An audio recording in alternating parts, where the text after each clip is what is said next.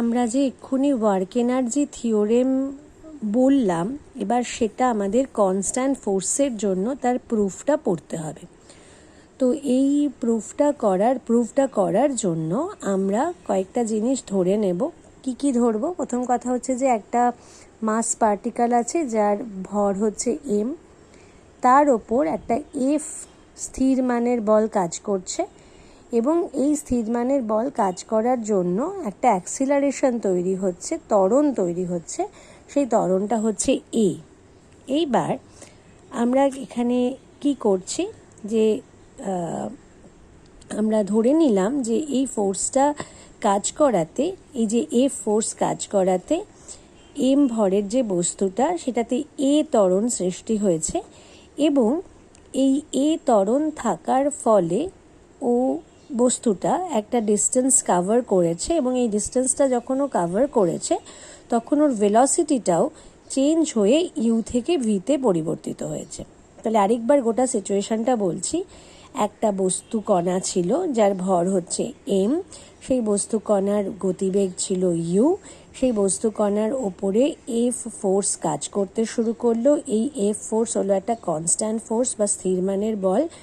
এই F force কাজ করার ফলে আমাদের বস্তুটার গতিতে ত্বরণ দেখা গেল, সেই ত্বরণটা হচ্ছে a এবং বস্তুটার গতিবেগ পরিবর্তিত হয়ে ইউ থেকে ভি হলো এবং এই ইউ থেকে ভি হওয়ার যে সময়টা, সেই সময়টাতে বস্তুটা এস ডিস্টেন্স অতিক্রম করলো।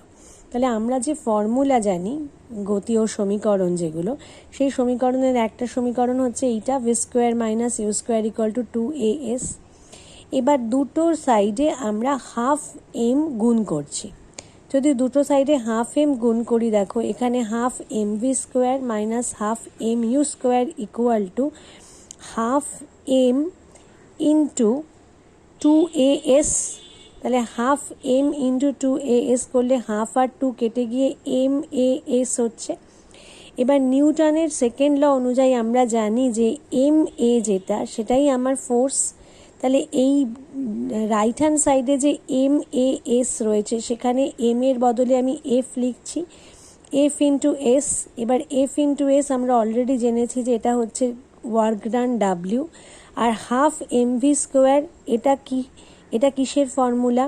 এটা হচ্ছে গতিশক্তির ফর্মুলা, হাফ ইন্টু ভর ইন্টু গতিবেগের স্কোয়ার। তাহলে এটা হচ্ছে অন্তিম গতিবেগ, তাহলে এটা হচ্ছে অন্তিম গতিশক্তি। আর ইউ হচ্ছে প্রাথমিক গতিবেগ, তাহলে এটা হচ্ছে প্রাথমিক গতিশক্তি। তাই জন্য আমি এটাকে লিখলাম K F, F for final kinetic energy minus K I initial.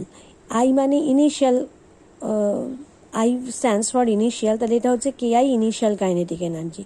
তাহলে ফাইনাল কাইনেটিক এনার্জি থেকে ইনিশিয়াল কাইনেটিক এনার্জি মাইনাস করলে পরে যেটা পাওয়া যাচ্ছে সেটা হচ্ছে ডাব্লিউ। তাহলে থিওরেমে যা পড়েছিলাম যে কনস্ট্যান্ট ফোর্স এফ যে ওয়ার্ক ডান করবে সেটা হবে বস্তুটার কাইনেটিক এনার্জি বা গতিশক্তির পরিবর্তনের সাথে সমান।